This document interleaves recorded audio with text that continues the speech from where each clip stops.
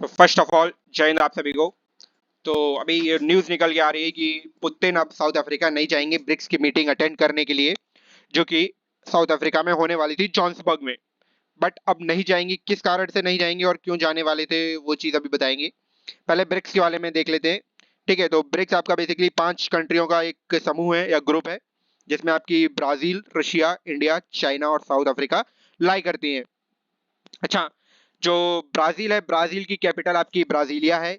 And Russia की capital आपकी Moscow है। जो रशिया बेसिकली आपका 2 कॉन्टिनेंट में लाई करता है, यूरोप एंड एशिया। ठीक है, इसका थोड़ा सा पार्ट यूरोप में आता है, मैक्सिमम पार्ट इसका एशिया में आता है। एंड इंडिया की कैपिटल है दिल्ली, चाइना की कैपिटल है बीजिंग। साउथ अफ्रीका की इंटरेस्टिंगली 3 कैपिटल्स हैं, और ये 3 कैपिटल्स आपकी हैं आपकी प्रिटोरिया, जोहान्सबर्ग, केप टाउन।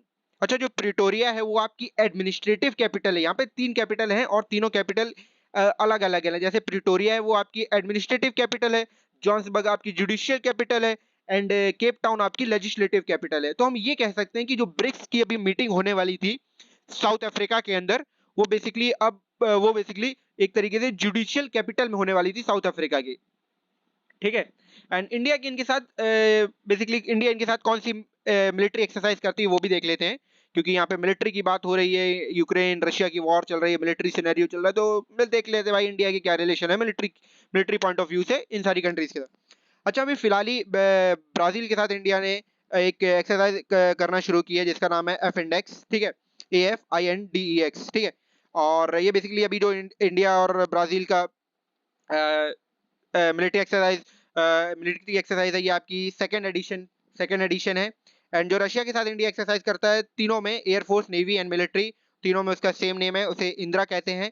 और चाइना के साथ एक इंडिया मिलिट्री एक्सरसाइज करता है जिसका नाम है hand in hand. And south Africa के साथ इंडिया एक एक्सरसाइज करता है एफ इंडेक्स, सॉरी, ब्राजील के साथ जो इंडिया एक एक्सरसाइज करता है उसका नाम है इब summer, India and Brazil and SAMAR। ठीक है, तो ये इंडिया की कुछ मिलिट्री एक्सरसाइज थी इन कंट्रीज के साथ, वगैरह वगैरह, और इनकी कैपिटल्स दिख ली। अच्छा, ब्रिक्स देख लेते हैं। बेसिकली ब्रिक्स फॉर्म कब हुआ था। आपका जो ब्रिक्स फॉर्म होता है ये 2001 में फॉर्म होता है, एंड 2010 में इसको कौन ज्वाइन करता है, साउथ अफ्रीका। ठीक है, एंड ये भी एक तरीके से प्रिडिक्ट किया जाता है कि आने वाले सालों में, 20 साल में, मतलब टिल 2050, ब्रिक्स की जो इकोनॉमी होगी ना, वर्ल्ड में एक तरीके से डोमिनेट करेगी। क्यों? एक तो इसके अंदर जितनी कंट्रीज है सारी डेवलपिंग कंट्रीज हैं, और चाइना एक तरीके से डेवलप्ड कंट्रीज है, और अभी कुछ सालों के अंदर चाइना USA को भी ओवरकम कर देगा। एंड इंडिया आप जानते हैं कि वर्ल्ड की 5th लार्जेस्ट ग्रोइंग इकोनॉमी है और फास्टेस्ट ग्रोइंग इकोनॉमी है। तो एक तरीके से काफी बड़ी अचीवमेंट होगी पूरे ब्रिक्स ग्रुप के लिए, एंड ब्रिक्स आने वाले समय में डोमिनेट करेगा। ठीक है, अब देखते हैं अभी जो न्यूज़ है वो क्या है। अच्छा, अभी एक न्यूज़ ये है कि साउथ अफ्रीका क्या है, ब्रिक्स का पार्ट है, तो ठीक है वो होस्ट कर रहा था। इंटरेस्टिंगली साउथ अफ्रीका ICC का भी पार्ट है। ICC, ये क्रिकेट की बात नहीं कर रहे हैं यहाँ पे, हम बात कर रहे हैं ICC, इंटरनेशनल क्रिमिनल कोड, जो कि आपका 2001 में फॉर्म हुआ था, जिसका हेडक्वार्टर नेदरलैंड्स में। ठीक है, अच्छा, इसकी आज के समय 145 कंट्रीज इसके एक तरीके से पार्ट हैं ICC के। तो पुतिन सर के ऊपर आरोप ये लगाया गया था कि जो रशिया यूक्रेन वॉर अभी भी चल रही है, जब रशिया ने यूक्रेन का पार्ट एनेक्स किया, तो वहां पे रशिया ने क्या किया, बच्चों को किडनैप करना शुरू कर दिया। एंड उनको ये ले जाते थे अपने रशिया में, अपने देश में, उनको मिलिट्री ट्रेनिंग देते थे, वगैरह वगैरह, उनकी फैमिली से दूर। तो फिर ह्यूमन राइट्स ने बोला कि, और यूक्रेन के लोगों ने भी बोला कि पुतिन के ऊपर किडनैप का आरोप लगाया गया। ICC में जाके इनके ऊपर, ICC कोर्ट में इनके ऊपर केस एक तरीके से एक फाइल किया गया।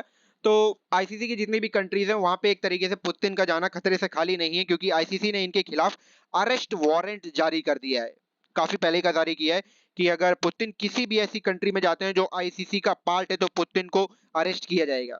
अच्छा, यहाँ पे साउथ अफ्रीका बुरी तरीके से फंस गया था कि आगे कुआ पीछे खाई। क्यों? ब्रिक्स का भी पार्ट है जनाब, और ICC का भी पार्ट है।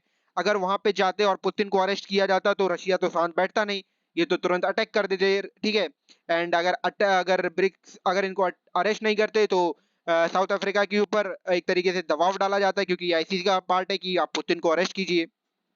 तो फाइनली एक म्यूचुअल एग्रीमेंट के साथ साउथ अफ्रीका और रशिया के बीच में ये एग्रीमेंट हुआ है कि भाई साहब आप वर्चुअली मीटिंग अटेंड करिए। ठीक है, आपको फिजिकली आना नहीं है। ठीक है, हम ICC के पार्ट हैं, ऐसे ऐसे दिक्कत होगी, तो रशिया इस चीज से एग्री किया, नहीं आ रहा है। अब इंटरेस्टिंग बात यह है देखने वाली कि अदर जो वर्ल्ड लीडर्स हैं वो अब सॉरी साउथ अफ्रीका जाते हैं या नहीं जाते हैं अटेंड करने के लिए, या पूरी की पूरी मीटिंग अब वर्चुअली कर दी जाएगी, जो कि अभी जोहान्सबर्ग में होने वाली है। और जो मीटिंग आपकी होने वाली है 22 से 24 अगस्त में होने वाली है। तो इसमें अब ये तो क्लियर हो गया कि पुतिन नहीं जा रहे हैं, और पुतिन को एक तरीके से एक्यूज ऑफ वॉर भी बताया जा रहा है, जो कि बच्चों को वगैरह किडनैप वगैरह करा रहे हैं। और इसमें एक और चीज है कि इंडिया आईसीसी का पार्ट नहीं है एंड चाइना भी आईसीसी का पार्ट नहीं है। इंडिया, चाइना, यूएस से आईसीसी के ज्यूरिडिक्शन को नहीं मानते हैं। ठीक है, तो ये आपकी न्यूज थी।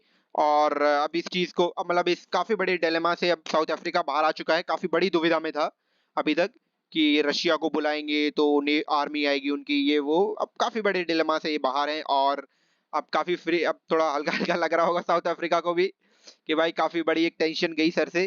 ठीक है, now they can walk freely, talk freely and एक तरीके से अब थोड़ा फ्री रहेंगे। तो ये आपकी न्यूज थी जो कि अब सॉल्व हो चुकी है एक तरीके से साउथ अफ्रीका के पॉइंट ऑफ व्यू से। तो तब तक के लिए जय हिंद।